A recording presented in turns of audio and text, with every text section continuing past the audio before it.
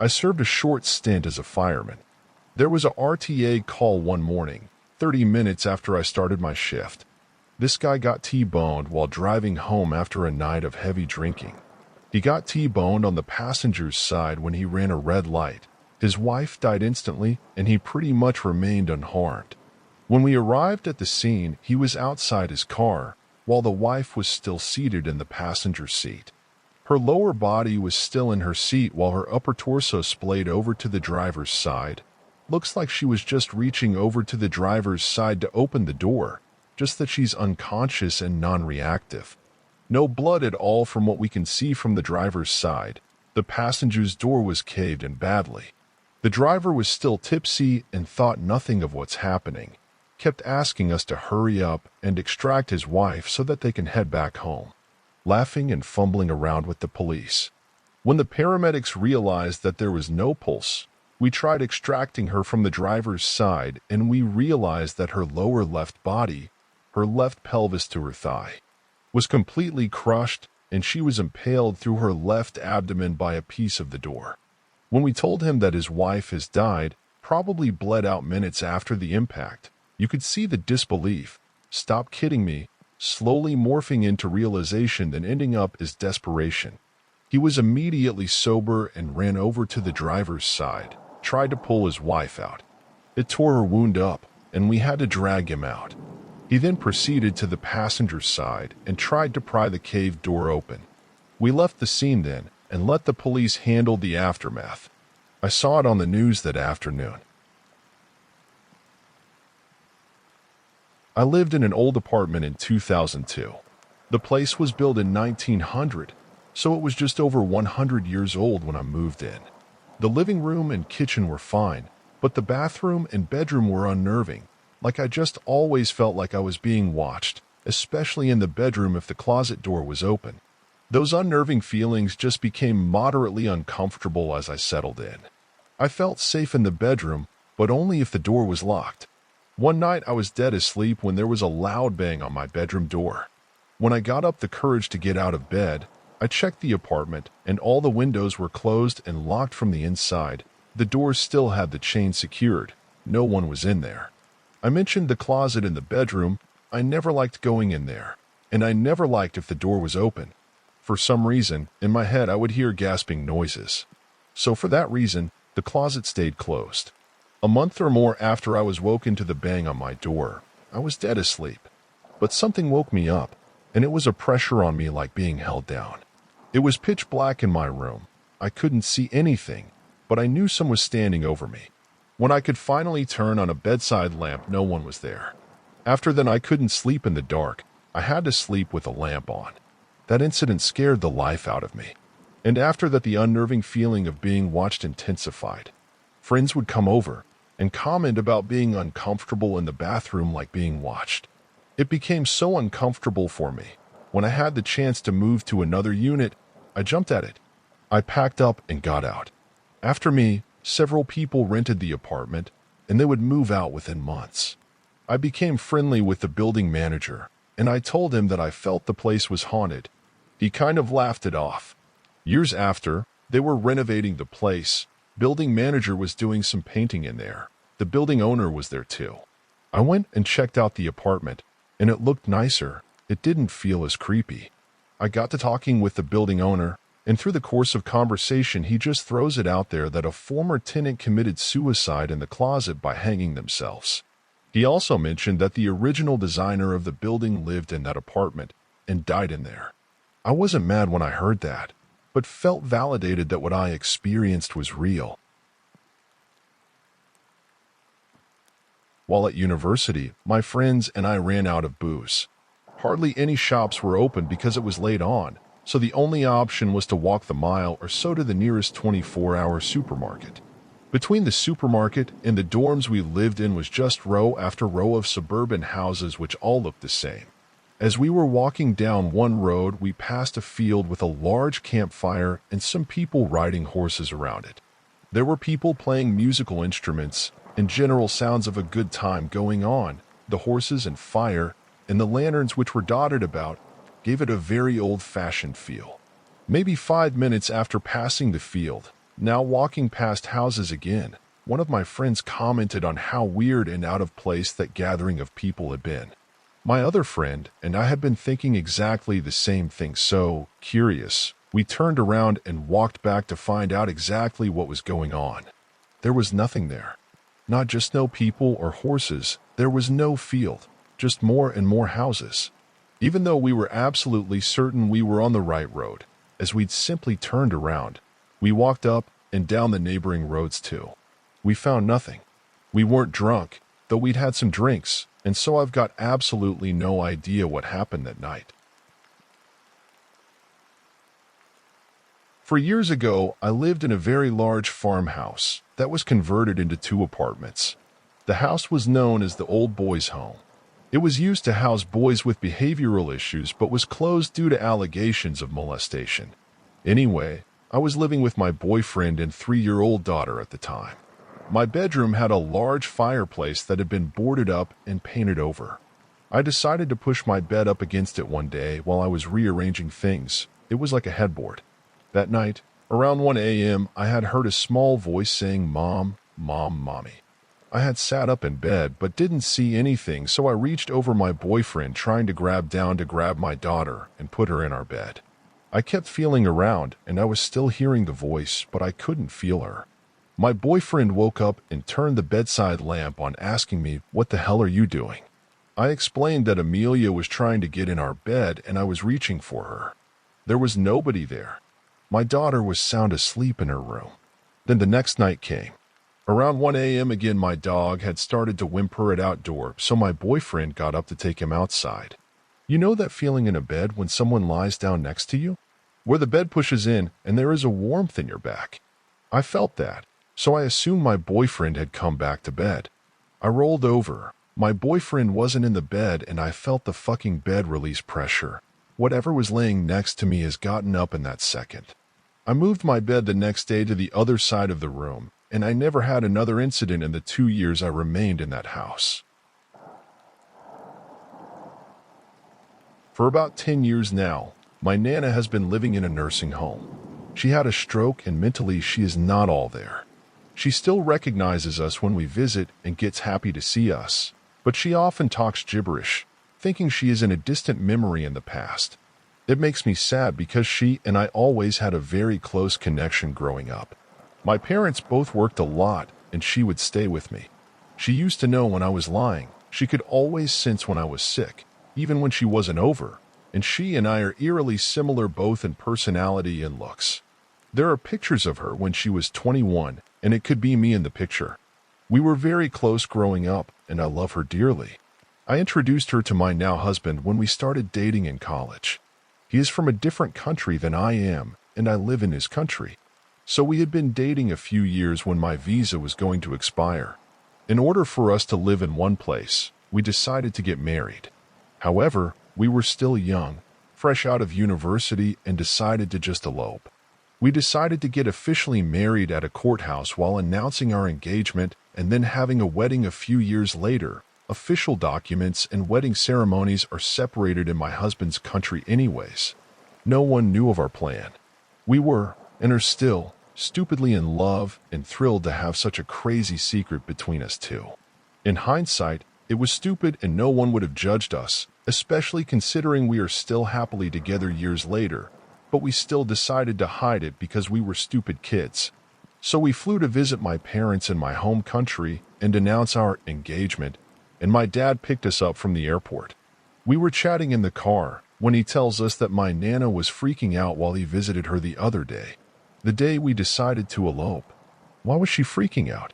She announced to my whole family that she saw in her dreams that I had eloped and was now married.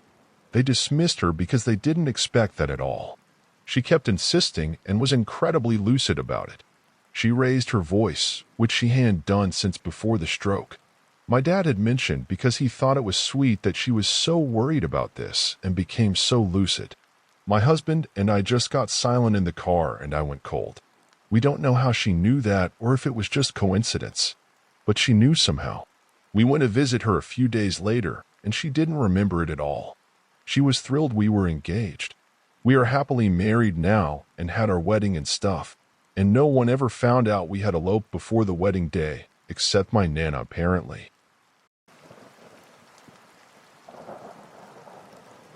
For a long time my mother said she was scared of me but not understanding why. Then one morning I figured out why, and I was terrified as well. But I still can't explain what happened, nor can I verify if she was able to see what I saw. I was living with her and my older brother in a 2-bedroom apartment while trying to get through school. They each had a room, and I slept out in the dining room and shared the master walk-in closet with my mother. I wasn't fond of the living situation, and so made a point to just never be home except to sleep and shower. I didn't interact with her much at all, and when I did, only to ask if she wanted some dinner or if she needed anything from the store. So not being home much, I couldn't for the life of me understand why my mother was so terrified of me. That was until one morning I was in the closet changing clothes to get ready for the day. It was early in the morning. I walked out of the closet and saw a figure standing next to her bed, leaning over her. My mother was still asleep. I stood there staring at it too, shocked to move because it looked like me. It had my hair, my face, my body. Chills ran through me. After a bit the shock wore off and I got out of there. My mother is doing much better and I live on my own now. There has been no incident since then, and she is no longer scared of me. I still can't explain what I was seeing that morning.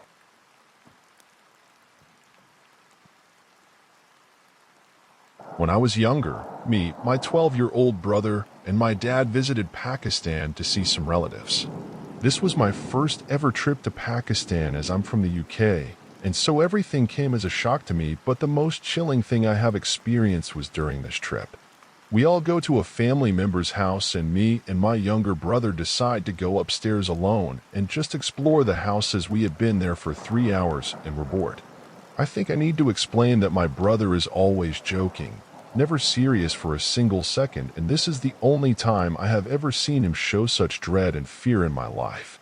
We go up the stairs and down the hallway where there is a completely pitch dark room which I am currently walking towards, and I look back and see him frozen on the stair steps just staring at the room in horror. Me being confused, I ask what's wrong, and he says something coming from a joker like him. Sent chills down my spine. He said, "This whole place isn't right. There is so much pain and suffering here." And then he ran back downstairs, not saying a single word until we left that house. When I asked him, he just kept saying that house is bad. I'm not going back. There's something wrong with that family.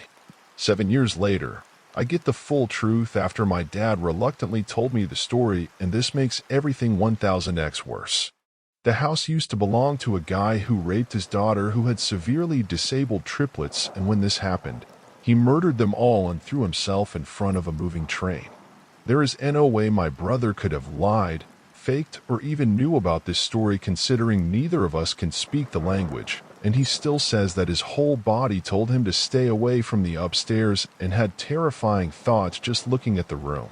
He's the type of person, if he was lying, to just admit he was lying 2 minutes later just so he can laugh in your face, so the fact that he was sensed about the history and his reaction is just unexplainable how he knew that.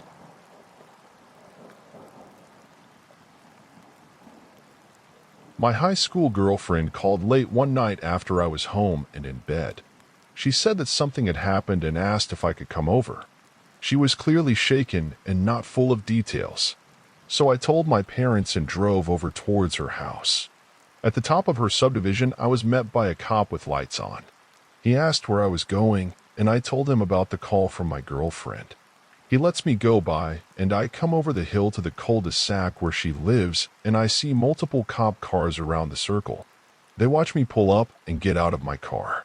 My girlfriend comes running out of her house and meets me in the street. She explains that someone had broken into her neighbor's house and started beating her with something heavy. The neighbor managed to get out of the house and headed to my girlfriend's house, where she started banging furiously on the front door.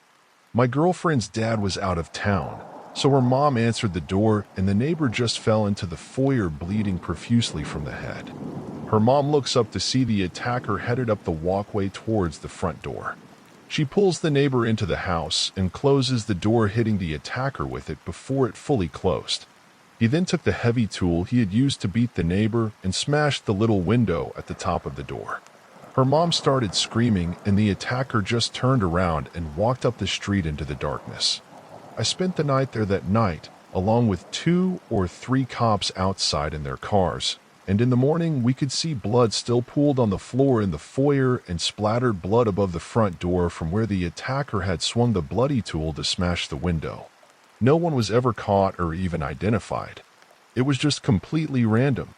The neighbor survived and, to my knowledge, had no permanent physical injuries beyond scarring from having her scalp stapled shut. She moved away shortly after the incident.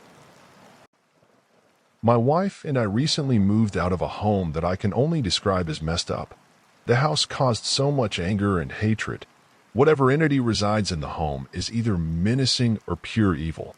Even as soon as my wife moved into the home when she was a child, she told me a story of when her and her little brother were playing one night in his room. They were playing with a leapfrog-type device.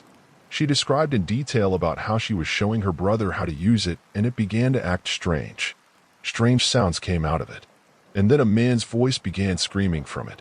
She said it was saying something about a list, something about making mistakes, screaming and cursing until she turned it off. So let's fast forward some. I met my wife a few years ago, and needless to say, she got knocked up. Haha, we're a condom kids. Anyway, we decided that since it was the logical thing to do, I would move in with her. Sweet, no problem.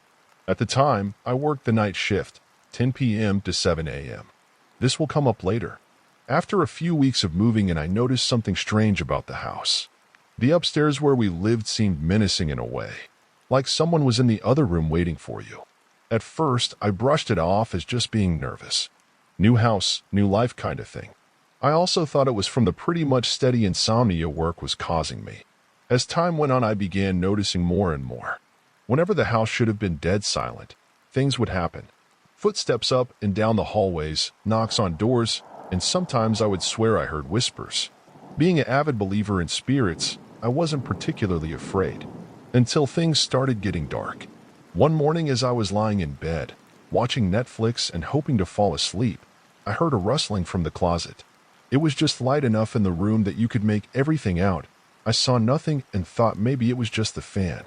Something moved out of the corner of my eye, and as I looked at the closet, a dart ball moved from the closet to the bedroom door. It was about the size of a softball and moved about as fast as a person could to the door. Later into the week, my wife had gotten into the bad habit of sleeping with the closet light on. I blame myself for that one. Should have kept my mouth shut. So we're lying there talking about baby stuff, and I noticed the curtain that covered the closet opening move. My wife was curled into me facing my chest, and I was staring at the closet.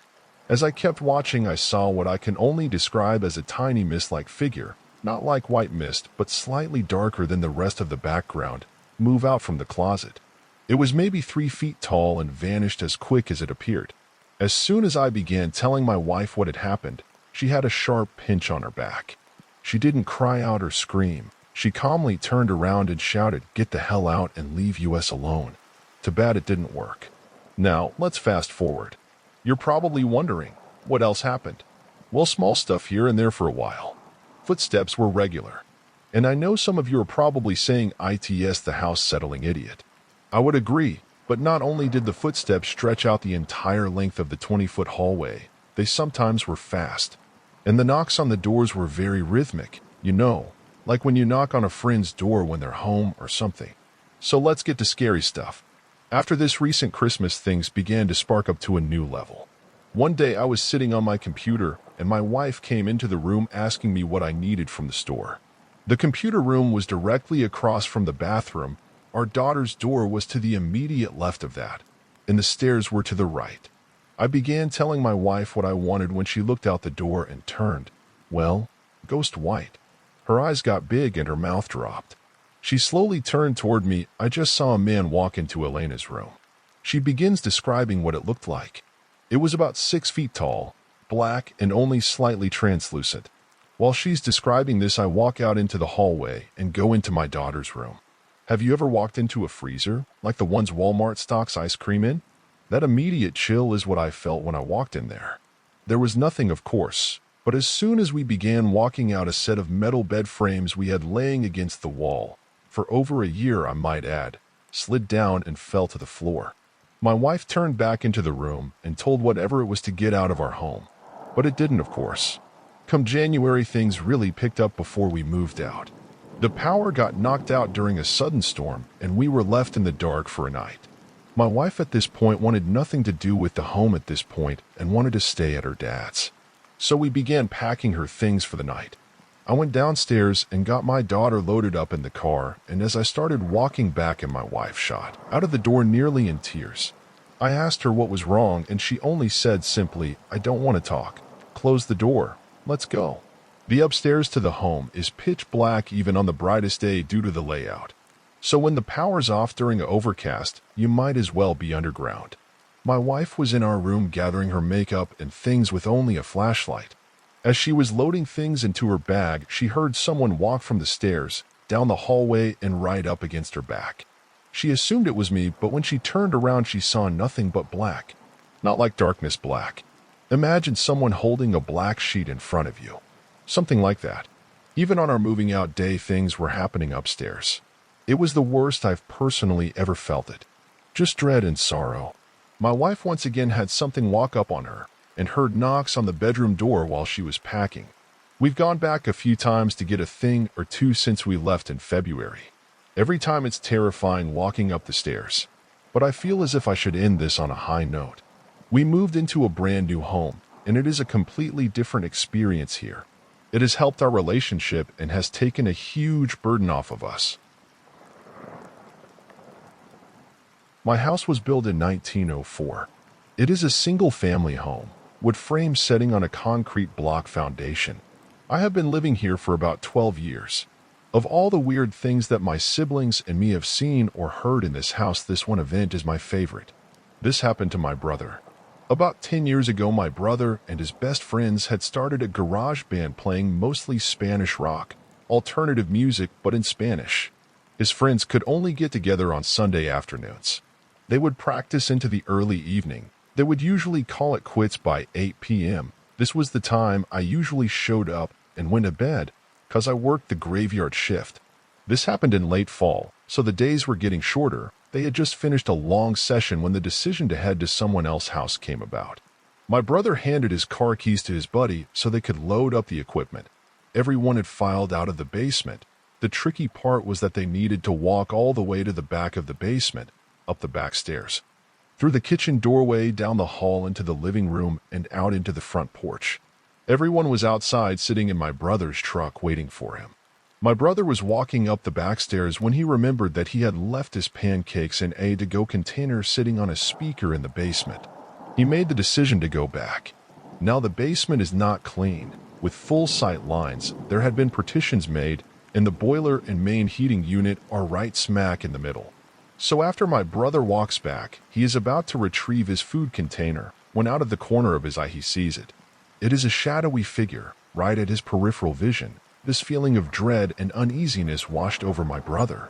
We have been taught that if you are in the presence of a spirit or ghost and you felt a bad vibe, to say quick prayer or to cuss at it. My brother chose the latter. He basically just told it, "Hey, F you. I don't have time for this." My brother started to walk to the back of the basement and briskly up the stairs, closing doors and turning off lights. As he was walking out, the last light switch is on the opposite side of the front door. Luckily, the door was open and the light from the street lamp was flooding the living room with its amber light. My brother said he felt something at his back, but at no point did he turn around. As he flicked the last switch, the living room went dark, as the rest of the house. As he stepped out, he pulled on the door, closing it behind him. Still holding his food container in one hand, he jogged down the few porch steps. He walked towards the front gate. Our house resides far from the main street, essentially having a large front yard but no rear garage. As he closed the gap between himself and his friend's truck, he kinda smiled and thought things over in his head, mad at himself for spooking out when there was no reason. He climbed into the driver's side of the truck, putting on his seatbelt and getting ready to pull out of the parking spot directly in front of the house, when one of his friends asked, "Hey, wait, what about your brother? Isn't he coming with us?" My brother answered, "What do you mean? He went to work early tonight. He's already gone." Do you see his car anywhere? The next question they asked, so then who was walking behind you when you were leaving the house? I worked as a mortuary transport tech. The job was basically transporting the deceased from where they were to where they needed to go. Turns out dead people can have a lot of appointments. One time, though, I had an experience I've never forgotten. I was dropping someone off at the science donation place. This is when you donate your body to science and they take it from there. So I wheeled in the deceased, unlocked the freezer, and it did all my stuff I had to do in there. I placed him on the board, got the lift out, and placed him on the shelf.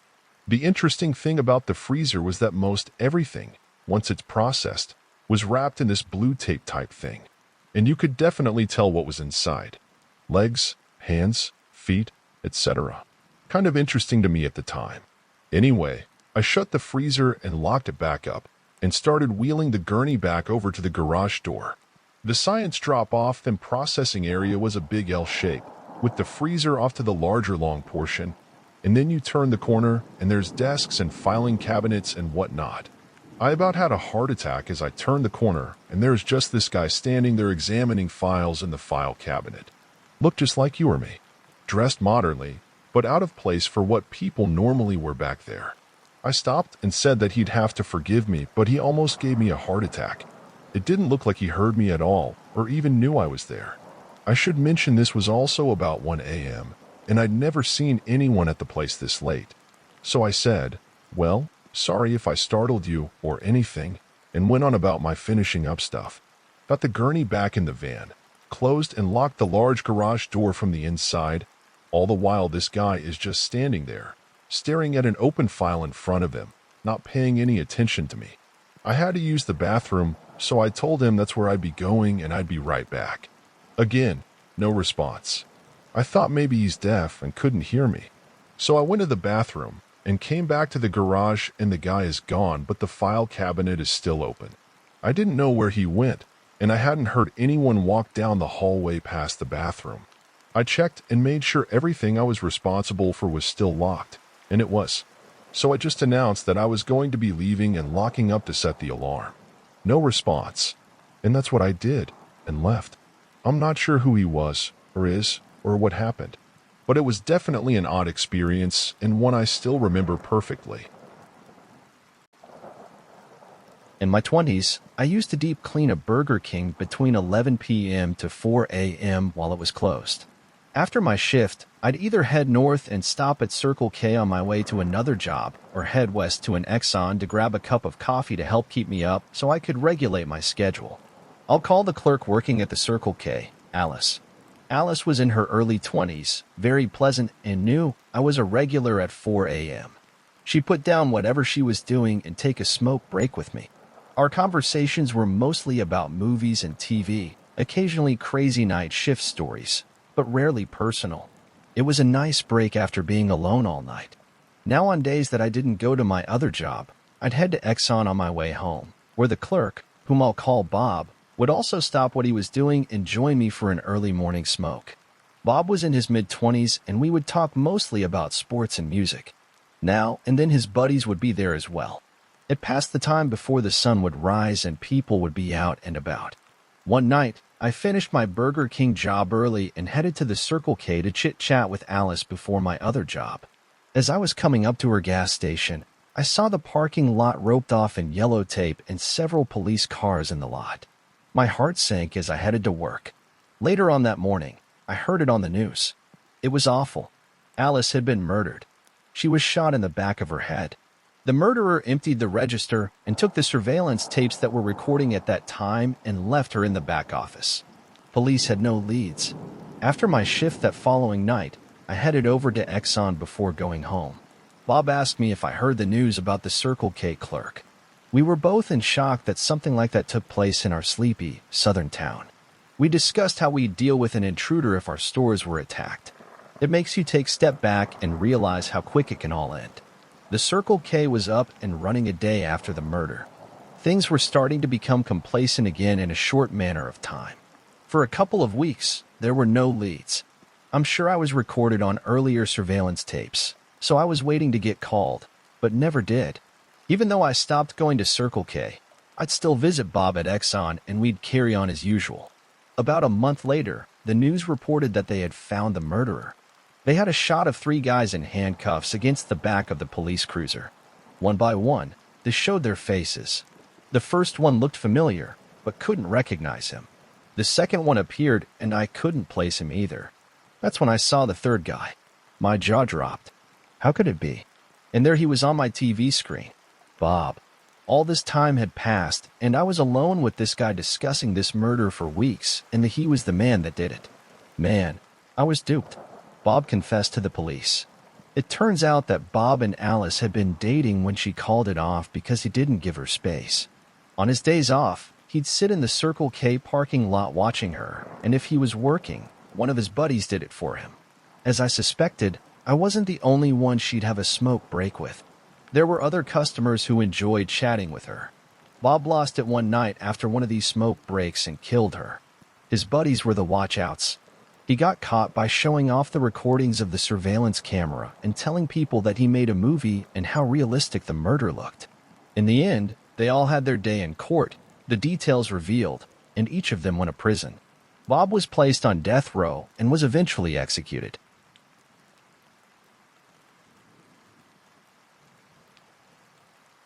I worked overnight security at a convention center for a few years. One night at like 2 a.m., I was on cameras chit-chatting with another officer who was manned at what we called base. I had 2 other guys and my supervisor out on patrol. I saw a homeless dude go up our outdoor elevator to a public terrace and was keeping an eye on him. No big deal. He goes to a corner just out of reach of our cameras, a corner known to us for people to usually catch a quick nap in. I call on the radio to our nearest patrol officer, whom was also patrolling with my supervisor, that this guy was hanging out here doing whatever. They casually start walking towards the area. Upon their arrival to the scene, next thing I know, on another camera directly below this terrace corner, like 50 feet below, also right outside our office, I see a body drop straight down and land on their legs, collapsing to the ground. I quickly stand up from my chair, and I started panicking. I grabbed the first aid kit and ran out of the office to go outside. My other officer on base jumps on the phone and calls 911. My supervisor says, "Base, call 911. We're already on it. I'm the first one there, and this homeless man was writhing in pain. He had shattered bones protruding from his ankles, bleeding from the mouth, trying to mumble what happened. He manages to roll over, and I see his hands are also messed up, more bones protruding from his wrists. I don't dare touch him, and I doubted my first aid kit would have helped at all. My supervisor and other officer come running down the stairs to the scene. Apparently, when they arrived to the original scene on the terrace in my camera's blind spot, the guy was sitting on the ledge with the 50-foot drop directly below him. My supervisor yells, "Hey, get down from there." And the homeless dude just lifts himself up and drops, not a word spoken. First responders arrive and take him to the hospital. I, of course, had to write the report and review the video of the incident. A cop comes an hour later and shares his condition that he survived but will most likely never walk again. No major internal organ damage. Now for the major coincidence. A few days later, I get a new roommate who brings his girlfriend over. We're all hanging out, talking, drinking. I share that I work security at so-and-so, and the new roommate's girlfriend says, "Oh, didn't you guys just have a homeless man fall off your terrace and almost die?" How'd she know that? There was no media coverage. She wasn't there. Apparently, she was the godmother of his children, best friends with the mother. She shares that he was a homeless alcoholic junkie that constantly fought with the police and was in and out of jail multiple times. She got the call that he attempted suicide and rushed with the mother to the hospital to see him. She shared his conditions with me and that he was in critical condition but expected to survive. Her and my roommate shortly broke up, and I never saw her again.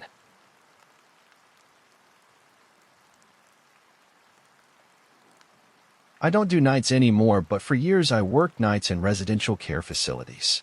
One of the spookiest was in a soul-charged dementia facility. 15 D3 residents and no one but me to keep an eye on them all. Around 3 a.m. in the morning, after doing an intentional round, where you check all the residents are safe and well, I hear the doorbell ring. I get a sudden wave of goosebumps because this is a secure facility and it's the middle of the night. I go and look at the window, There is no one there. I blow it off as being a hallucination. 10 minutes later, it rings again. I'm freaked out at this point. I go back to the window and check again. No one there, but I look across the street and a strange car is parked there. I take a photo of it just in case, and then I go back to my station where I've been playing a game of Match the Card Suits with a delightful but very demented lady. I sit down and she looks at me and says, "What did the gentleman want, dearie?" He looked like he had a bad night and needs a cup of tea. Chills go down my spine, but I brush it off because hallucinations are common with dementia, and this lady is particularly prone to not being orientated to time and place. The doorbell rings again, less than 5 minutes later, and this time I am freaking the hell out. Another of my residents is up and walking the hallway, painting with a clean paintbrush to keep him occupied. I pass him on the way to the front window, and he turns to me and says, "Don't answer the door alone. He might hurt you," before carrying on painting. I'm trying not to cry. I don't know what to do.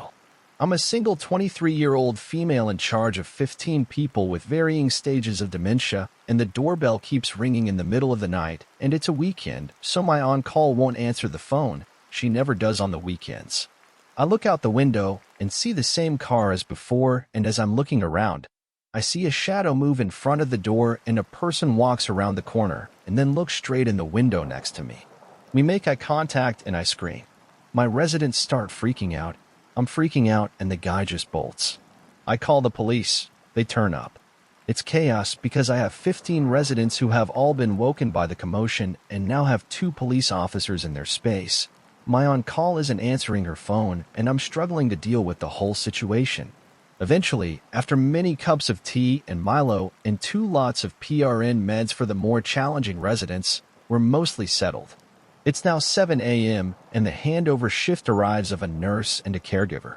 I tell them what happens and they tell me that there was a woman down the road whose house was broken into and she was attacked in her bed by a drug seeker who ransacked her house looking for drugs.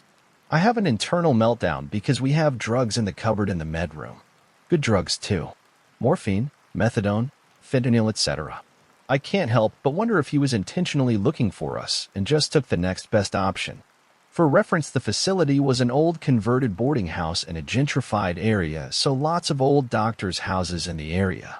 Easy to mistake the home I worked at for a regular house. I left the job not long after because they refused to hire a second person to work the nights despite it being understaffed according to best practice guidelines.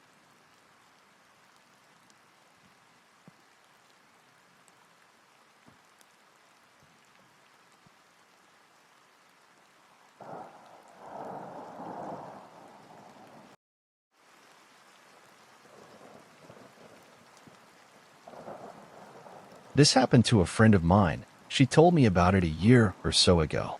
We'll call her Minji.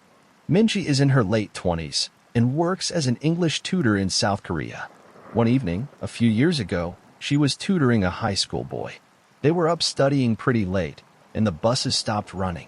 Being a long way from his house, the boy asked if he could crash on her floor overnight and get the first bus the next morning. Minji was very reluctant, because inviting a teenage male student to stay the night didn't sound like a great idea, but he was begging her and eventually she relented. They went back to her one-room apartment, and she got into the bed, while he laid a blanket out on the floor, and they both fell asleep. A few hours later, at maybe 2 a.m., the boy wakes Minji up. "I'm really hungry," he says. "Let's go get some food." Minji opens her eyes and looks up at him in disbelief. "Food? No? It's 2 a.m. Go back to bed."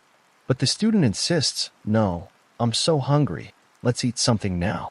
She tells him that there's some ramen in the kitchen, and he can fix himself some. This doesn't satisfy him. He doesn't want ramen. There's a 24-hour place just down the road. Let's go there. Eventually, after several minutes of persuasion, the boy gets Minji to come with him to the restaurant. They leave the apartment and head out. As soon as they're on the street, the boy turns to Minji and says, "I'm not hungry. I woke up in the middle of the night and looked under your bed. There's a man sleeping there." They call the police and discover that a homeless man had been living in Minji's apartment, sleeping under her bed, for over 2 months. The boy only saw him because he was lying on her floor, so had a clear view under the bed. The police arrested the man, and thankfully there were no other issues, but that's by far the creepiest thing that's ever happened to anyone I know. A few years ago, my brother would get a call on his cell phone around 2 to 3 a.m. every night. He would answer, and it was this hellish-sounding noise, like static mixed with screams. He changed his cell number after a month of this, and it stopped. Then after a week, it began again. The exact same noise. Exact same time. Finally, one day, he decided to backdial the call. It was an old man that had no clue what he was talking about. Still, the calls persisted. If he didn't answer, it would call a few more times. No messages were left. He decided to say screw it, ended his contract with his phone company, switched to a new one, and then got another new number. You guessed it, the screaming static calls continued after a short delay. By this time, he was terrified every night, unsure why this was happening. He backdialed the number again and got a different person. Around this time, he lost his job and his phone. The call stopped, of course. His phone was disconnected now. So one day my mom asked me to listen to this weird message she got on our home phone. It was the static screaming. We showed my brother, and he was freaking out. He backdialed the number again, and it said the number was disconnected this time. Never heard from it again after that. This happened years ago when I was working as a laundry aide and housekeeper in a nursing home when I was 19. It still unnerves me when I think about it. So, like I said, I worked in a nursing home. This one in particular had a lot of sickly patients, either extremely dependent old folk or dementia and Alzheimer-ridden people. Each room had 2 beds, so they could have roomies or a couple could be together. If the family was really rich, they could have their own. Working there was unsettling enough, between hearing loud weeping and meeting residents who were like shells. It was an extremely sickly facility, and I knew it wasn't their fault. But being young, I was easily unnerved. There was one lady in particular, though, who always kinda scared me. I was 19, and this was my first job, so I was a very nervous person. She had a room to herself, with lots of things, but I never saw her have company. I tried to make small talk with her to be friendly the first few times I cleaned her room or delivered her clothes, but she always ignored me or glared at me, so I stopped trying. One day, I arrived to her room to clean, and I hear her talking. Like, full sentences, a full conversation, pauses and all. When I step in, she glances at me long enough for me to give a quick smile before she looks away again, staring at the ceiling. I looked around, but there was no guest. I shrug it off as a quirk and got to work. A few moments pass and I hear her talking again. I didn't understand her though, so I turned around politely and asked her, "Were you talking to me, miss?" She abruptly stopped and stared up at the ceiling, furious, and doesn't answer. I apologized softly and turned around to continue cleaning. Then she spoke again, and this time I understood her clearly. "Sorry about her." There was a pause. "No, I don't want you to kill her." I froze, mid-wipe, and felt chills go down my back. Surely, I misheard her. She continued on, saying, "Because if you do, the nurses will be upset, and everyone will make a big fuss, and I don't feel like dealing with that right now. I don't remember anything but fear." I finished as fast as I could and got the hell out of there. I found my supervisor and recounted the story hysterically, on the verge of quitting. She didn't believe me, thinking I was trying to get out early, and told me to take a break early. I took the time to calm down, and from that day on, I didn't spend more than a couple minutes in her room when I had to clean it. Every time I did, though, she would be talking to someone I couldn't see, and I didn't dare interrupt her. When I was in 8th grade, I went on a school trip that was called the Louisiana Tour. It was mostly going around to significant sites in South Louisiana. One of the places we went was Myrtle's Plantation, which is considered to be one of the most haunted places in the country. There are all kinds of stories about the place, but at one point we were standing in a room as a part of a larger group, and the tour guide was talking about something. I don't remember what. As I'm standing there, I start to hear what sounds like someone hitting a piano key. After I heard it a couple of times, I started to look around for the source of the noise. I didn't see a piano, but I kept hearing it. So I asked my friends who were standing near me if they heard it. They said no. When I heard it again, I said there is it again, and that they must have heard it. They thought I was crazy. So I went back to looking around the room. Everyone's eyes were on the tour guide except for one woman. She caught my eye and pointed at me and then at her ear with a questioning look. I realized she was asking if I heard it too, and I nodded. At this point, the tour guide starts telling a story about a soldier who had died there and that he played the piano and multiple guests had reported hearing him playing in the night. I honestly didn't know what to think. I guess I still don't. I talked to the woman as we were all leaving the room, and she had heard the exact same thing as me, but her husband and son had not heard it. I was once featured in a St. Jude Survivor newsletter when I was about 5 years old in the early 90s. The newsletter went out across the country and apparently into Canada. There was this guy named Mitchell that called my family up out of the blue because he had read my cancer survival story. He lived somewhere in Canada and claimed to be this big-time Christian and wanted to talk to me God in prayer. My mom let him talk to me for whatever reason, and the guy actually just wanted to talk to me about Alf. This Canadian guy named Mitchell was obsessed with Alf and somehow got a hold of our mailing address and sent me tons of Alf merchandise, coloring books, pencils, Alf everything. For some reason, my parents let him talk to me whenever he would call because they bought into his God stuff and liked how he sent me Alf nonsense. This went on and off for about a year until he asked me if I had ever heard of John Wayne Gacy. He told me who he was and that he had escaped him when Gacy tried kidnapping him when he was a kid. He told me I should tell my parents they shouldn't trust strangers because you never know who you could really be talking to. I remember he didn't sound menacing when he said it, just matter of fact. Of course, my parents freaked when I told them that, and they changed numbers and called the police. They never really did anything since the guy did live in Canada by all accounts and hadn't really threatened me. Also, keep in mind Mitchell somehow had our mailing address and knew exactly where we lived. We had plans on moving soon anyway, though. Fast forward 10 years to about 2001. We live in a new house, a new state, everything unlisted. I'm now 15. What did we get in the mail? Yes, you guessed it, an Alf coloring book. When I was a kid, I stayed the night at a friend's house. I'd been there many times before, but I had never stayed the night there. His mom was a heavy smoker and his dad drank a lot of beer. Besides that, they were the perfect family. So my buddies and I stayed up late eating junk food, drinking soda, and playing N64. Around 2 a.m., we all decided to go to sleep. I woke up to the sound of a crash, like someone had knocked over the good china. I tried to wake up my friends, but they wouldn't move. So I crept up the stairs alone in the dark. When I got to the top step, I saw something had tipped over onto the dining room table. As I got closer, I could barely make out two figures. One was my friend's dad, his head trapped between what had fallen and the table. The other was just a shadow. Its head twisted in my direction and screeched. I just stood there, terrified. The walls began to tremble almost to the sound of its scream. Finally, I screamed, "Go away!" I felt something shove me backwards, and I flew through walls and the ground until I hit the floor of the basement. I didn't know what happened. I figured it was a bad dream and fell asleep again. When I awoke the next morning, I was really itchy. It was also really hot. It was the summer, so it wasn't unusual, but I felt like I wasn't around my friends.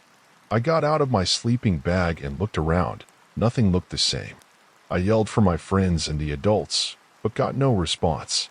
I walked around crying for what felt like hours, until I started to hear voices underneath me. I heard them calling my name. I couldn't tell who it was at the time, so I was silent. After a few minutes, I heard my mom. She was praying for me to come home. I heard her crying, and I called out to her. She stopped so abruptly I almost didn't notice until she started screaming for my dad. After a few minutes of me crying and her consoling me, they found me in the attic. From what I could gather, I had apparently disappeared from my friend's house in the middle of the night 4 days prior. They thought I had been kidnapped, as my friends' families checked out. Police had been looking for me, family, friends, almost the whole town. All the while I was in the attic. So everyone understands, there was not an entryway to the attic in the house. If you wanted to get in there, you had to go through a window on the side of the house. You would need a 20-foot ladder, plus power tools. But I was around 10. The only other way was to break through the ceiling inside the house.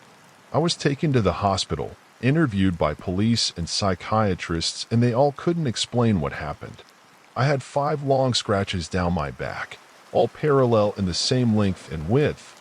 Marks along my arms and legs, and the white of one of my eyes was red for a month. My eyes are normally blue, but one was red and blue. I didn't show signs of torture or psychological distress. It was like I teleported there. I was extremely hungry and obviously confused, but nobody knows what happened or how. It's been many years now, and to this day nobody has any clue what happened. Recently, I was taking the train home around 11 p.m. and reading on my phone. I get near my stop, look up, and notice a 20-year-old guy on the opposite end of the train looking at me. He looked and dressed normal, had a neutral expression on his face, and looked away a moment after we made eye contact, but I don't know how else to explain it. I knew he was a bad person who had bad intentions toward me. It was like all his energy was directed toward me in a point, and although he was trying to look casual, I knew he was paying way too close attention to me, sizing me up. I knew he was going to try something. So I put away my phone, got a better grip on my bag, and tried to look neutral and bored as my stop approached. When the doors opened at my stop, I sit there a beat too long to see if he's getting up. He doesn't. I quickly stand and exit the train. He suddenly jumps up and gets off the train too, just before the doors close, like he just remembered it's his stop. Shit, now I know it's going down. He's several steps ahead of me, walking toward the exit stairs. I walk behind him slowly, like comically slow. He slows down his gait too, doing ridiculous shit like screeching and just ambling around. I know he wants me to pass him so he can sneak up on me, but I want to keep an eye on him. Finally, I decide I'd rather pass him than be alone in a long, empty subway tunnel at night with him. So I quickly pass him out of arm's reach, and he follows me up the stairs. Even though he's acting casual, I can still feel his energy pointed at me, if that makes sense. I get to the top of the stairs and start walking toward the exit turnstile. He's a couple steps behind me. There's subway employees here, but if I leave the subway, it'll be just me and him on the street in my not very busy neighborhood. I know he's following me and I don't want him to know where I live. So suddenly I stop, turn around, and look straight at him. He also suddenly stops, looks up at the ceiling all innocent, real smooth, and after a second, goes back down the other set of subway stairs, which will take him in the totally opposite direction he had been traveling. So either he suddenly realized he was totally lost, or he realized I wasn't going to let him rob me or worse and had to abort mission. I waited there for a few seconds to make sure he was really going back downstairs, and just before he hit the platform he looked up and gave me the evil look. His veil of casual dropped completely, and he looked at me with pure hate. I actually just got chills thinking about it. I don't know what his plans were for the evening, but I messed them up, and he hated me for it. I waited a few seconds on the exit stairs to make sure he wasn't coming after me, and walked home quickly, checking behind me the whole way. Worst part is he probably just went looking for some other person to attack. I'm a 25-year-old university student. I won't disclose my location for privacy reasons, but just know I live in a large European city. I'm working towards a postgraduate degree in English. My school has very limited accommodation, so I don't live on site. I have a smallish studio apartment flat in the outskirts of my city. It's a pretty long journey from my home to campus. Almost every night, I stay late, studying in my university library. Almost every night, I make the walk home in the dark. Once I've left the campus, my route takes me through the nearby park until I reach the canal. I then walk along a footpath, following the canal for half an hour or so, before turning into suburban streets. Another 15-minute walk takes me to a train station, where I catch a night train to my home area. I'm only describing my nightly journey to you because it is important to my story. The night has never bothered me. In fact, I like walking on my own when it is late and nobody else is around. It has always calmed me and given me space to think. I enjoy my own company. Thursday last week was like any other evening. I reluctantly finished up working in the library and, rubbing my tired eyes, packed up my things. I remember glancing at my watch and seeing the time, a little past 10 p.m. Leaving the building, I made my way across the lawn which forms the central courtyard of my campus. Large floodlights illuminate the entire area. They are brilliantly bright, almost blinding. Reaching the main gates of the university, I turned, following a small road enclosed with trees. The university is situated next to a park. At this time of year, it is a lovely stretch of green during the day. However, it would be almost untraversable at night if not for the streetlights which line the paths. That is how dark it grows here past twilight. On either side of me, as I walked, there was simply a thick wall of blackness, with only the path ahead of me lit up. Every time I walk through the park, I always have the same uncomfortable thought. I always wonder about how someone could be standing only a few meters away from me in the shrubbery, and I would have no idea. My own hand begins to disappear when I stretch it out past the border where the path meets the grass. It makes me shiver a little every time. Imagine my invisible stalker, shrouded by the night. Reaching the south fence of the park, I turned onto the canal. A small road follows along its length. The water is a murky green, with scum and algae coating the surface. The moon casts a shimmering, ghostly reflection onto the dark depths of the waterway. So there I found myself, last Thursday night, walking along next to the canal. Stupidly, I had forgotten to charge my phone before I left the library, wanting to conserve the already low battery. I was not listening to music as I usually would. I listened to the sounds of the night as I walked. To my one side, the water; to my other, thick, densely packed trees, branches so closely ensnared that they created a natural fence. Somewhere, and I'll hoot it. As I said before, the walk along the canal is about half an hour, give or take. I had been walking for roughly half that when I noticed it in front of me. Way down, far away along the footpath, almost out of my range of vision, was a black shape. At first, I was more curious than anything. The shape was squat and low and sticking out at irregular angles. I drew closer, squinting to make it out in the darkness, until I was close enough to see. It was a man. He was sitting cross-legged, directly, almost perfectly, in the center of the path. A feeling of unease immediately washed over me. Probably he was a homeless person. There are a lot in my city. But why was he sat like that, out in the open, almost calmly? I should say now that I am a big guy, and I have never shied away from confrontation if it is needed. While this man was making me a little on edge, I still felt pretty confident in my safety. If anything, I assumed him to be completely off his head from drugs or alcohol, causing him to pass out like this in the street. I was soon close enough to clearly see him. A chill washed over me, and my earlier relative calmness was replaced by anxiety. The man was dressed from head to toe in business attire. His trousers were charcoal gray, pressed and smooth. His shirt was a pure cream color, expensive looking, and his black suit jacket appeared crisp, as if recently ironed. His tie was neat, not too long, not too short, a simple knot. Even his shoes were freshly polished, reflecting the full moon above. On his wrist was a gold watch. It looked like a Rolex. His build was hard to make out from his cross-legged seated position, but he looked skinny. His skin was pale, standing out the darkness. His hair was jet black and had been slicked back sharply backwards across his head and down his neck. There was far too much gel in his hair. It clogged his scalp like glue, glistening in the moonlight. All of this caught my attention and set me aback, but it is not what made me afraid. I was afraid because of how he looked at me. He was smiling, not a gigantic, manic, poor villain grin.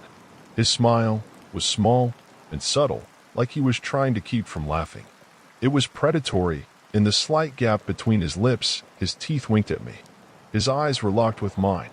His gaze was impossible to break away from, and I trembled under it. He had hungry eyes, cold and cunning. He stared at me like a crocodile stares at its next meal. As I drew up on him, I slowed down, my mind racing. Should I stop? Say something? Ignore him? I went with the last option. Trying to avoid looking at the strange, eerie figure, I made a beeline for the path beyond him, breathing fast. Even as I moved past him, I felt those reptilian eyes track me, never blinking.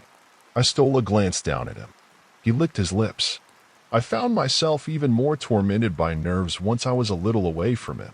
I forced myself not to look back, terrified of feeling breath on the back of my neck or a hand on my shoulder. There are always weird people around at night. I thought to myself, desperately trying to calm down. You'll laugh about this tomorrow morning. I tried to inject myself with some macho, tough guy courage. Rationally, the guy didn't look that big. I could probably take him if he tried anything. But then I thought back to those eyes and that smile, and I wasn't so sure. After what felt like an eternity, up ahead, I saw the dim lights of houses. I would be at the train station in no time, and then I could forget all about the sinister, suited man.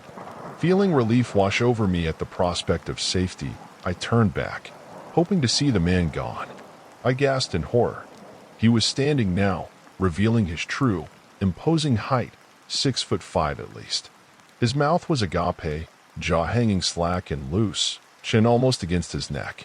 His gullet formed a black O, as dark as the icy waters of the canal beside us, or the starless sky above. As I stood, rooted to the spot, a strange noise came up out of his throat, echoing through the night. A low groan, guttural and croaking, like a floorboard creaking or nails on a blackboard. It was shockingly loud, sounding as if he was tearing his larynx apart just to produce such an unnatural moan. I stumbled backwards, tripping and slipping on the muddy ground. With alarming speed, the man crouched onto all fours, bony limbs jutting out from his thin torso like some kind of grotesque insect. He began to scuttle towards me like a spider, galloping on his hands and feet with animalistic momentum. Forcing my legs to work, I turned and ran, sprinting off the footpath and down a suburban street, away from the canal. Terraced houses flashed past me on either side, windows mostly dark. Looking back, I should have called for help. I should have stopped and knocked on one of the doors and screamed for sanctuary. But in the moment, all I could think about was the thing behind me. I could still hear that creaking groan ringing in my ears. I raced into the next street, then turned into a third. Ahead, I could see the station. It was small at the best of times and completely deserted at this hour. Even the staff, a single station supervisor and a ticket inspector, would have gone home by now. To my despair, I heard the telltale screech of a train pulling into the station. If I did not make it, there would not be another for 10 minutes at least. Pushing myself, panting, I bounded up the steps 2 or 3 at a time.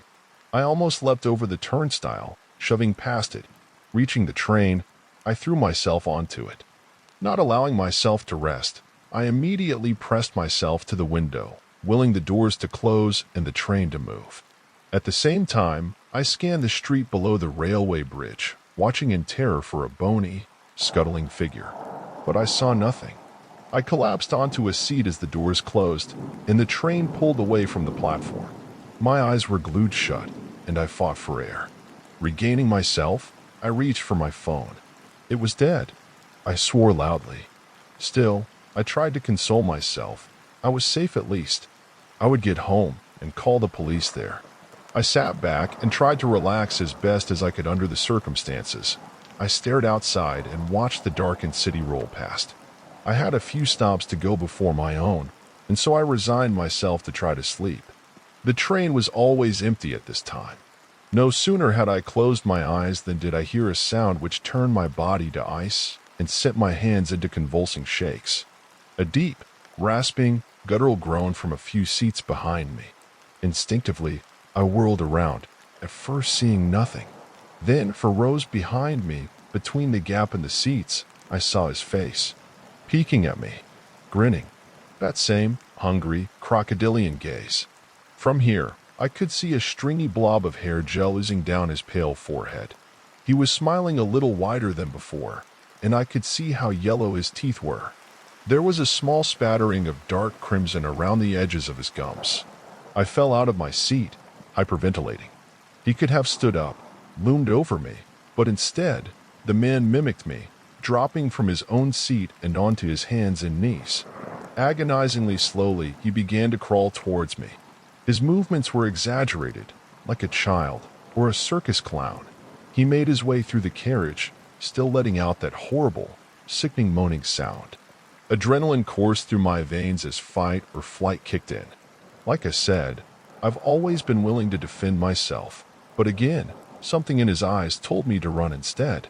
I got to my feet and yanked open the small door which connected my carriage to the next and ran through, slamming the door behind me. I raced through this compartment too, whacking into the seats on either side of me in my haste. I sprinted into the next carriage, and the next. My stomach dropped each time I heard the doors being opened behind me. Suddenly, I was thrown off my feet as the train rolled to a halt. I slid along the floor, slamming into the wall just as the train doors opened. Spotting my last chance at escape, I leapt for the open doors, rolling onto the platform outside and smacking my head on the concrete. I staggered backward still, gripping my throbbing head. I watched as the train doors slid shut again. There was no sign of my pursuer. I continued to stare as the train pulled away, fading into the night, leaving me alone in the cold. I frantically scanned to my left and right, either end of the platform, not believing my nightmare was truly over. But there really was no sign of the man anywhere. The night was empty. I realized that I had no idea where I was. This wasn't the right stop. Slowly, I made my way off the platform and down the stairs, my head turning on a swivel to check behind me. I felt anything but safe. I left the station in a daze. My heart felt like it was going to burst through my chest. The sound of it beating filled my mind. Up ahead, I could see the neon lights of an all-night convenience store. I began to increase my pace. I could feel warm blood seeping from my head, and I thought if I tried to run I might pass out. I seemed to enter the store in slow motion, slipping in and out of consciousness. I remember the man at the counter looking at me with concern as I fell against a shelf of crisp packets. I asked him if I could use his phone, and he asked me if I was all right. I said no, I wasn't, and that I needed him to call the police for me. Then I let myself fade to black, right there on the floor of the shop. The next day was a blur. When the police arrived, they seemed more concerned with getting me to the emergency room than with listening to my garbled story. I had a pretty severe concussion, so by the time an officer sat down to listen to what I had to say, they chalked it up to an encounter with a drunk, warped by my head injury. I was discharged and told to rest. I took a few days off. I hated being at home. All I could think about was what happened. I tried to put it out of my mind, but every night I woke up screaming. My dreams are haunted by a grinning figure in an expensive suit. I barely eat. I have to force myself. I find my hands shaking without even realizing, and I have taken to biting my nails until they bleed. When I look in the mirror, I see a thin stranger with dark circles under his eyes. I tried going back to university, but my anxiety only got worse. I checked behind me every few minutes and around corners. When someone called my name, I would jump. I couldn't focus in lectures, and I kept falling asleep due to my nights spent awake, huddled in the corner of my room with the door locked. I decided to write this here, partly as a way to process my experience, and partly because I am scared, and I need someone to know. Yesterday, as I ate lunch on my own, my cell phone rang.